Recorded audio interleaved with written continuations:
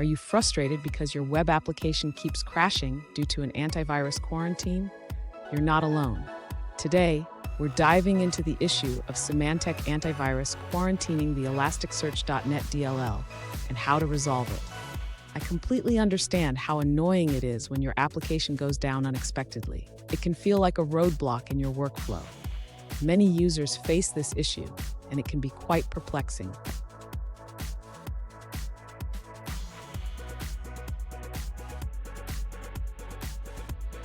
Let's look at the specific situation. One user reported that Symantec antivirus quarantines the ElasticSearch.net DLL, causing an access denied error in their web application. They are using ElasticSearch.net version 2.3.1 and Symantec version 12.1.6. Sound familiar? Let's explore this together. So why does this happen?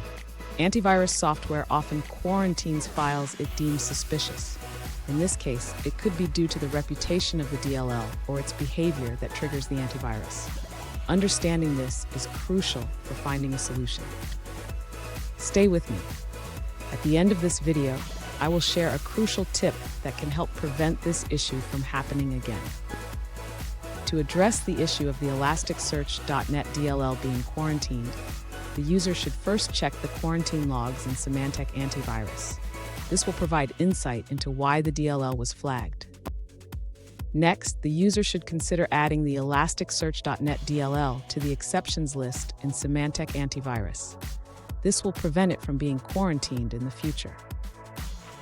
Additionally, the user should ensure that their version of Symantec Antivirus is up to date. Sometimes, outdated antivirus definitions can lead to false positives. Finally, if the issue persists, the user may want to contact Symantec support for further assistance. They can provide specific guidance on why the DLL is being flagged. Fun fact, did you know that antivirus software can sometimes mistake legitimate files for threats? It's like a security guard who gets a little too jumpy. Now let's look at the answers provided by other users. An alternative solution provided by another user is to report the false positive to Symantec. This can help resolve the issue of the ElasticSearch.net DLL being quarantined. That's it for that answer. Let's take a look at another one. An alternative solution from another user suggests that if you're confident about the ElasticSearch.net DLL, you can restore it from quarantine and whitelist it. Additionally, they recommend reloading Elasticsearch from a trusted server to avoid future issues. Here's that crucial tip I promised. Regularly review your antivirus settings and exceptions. This simple habit can save you from future headaches.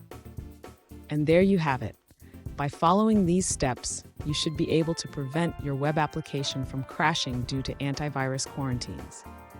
If you found this video helpful, please subscribe for more troubleshooting tips and tricks.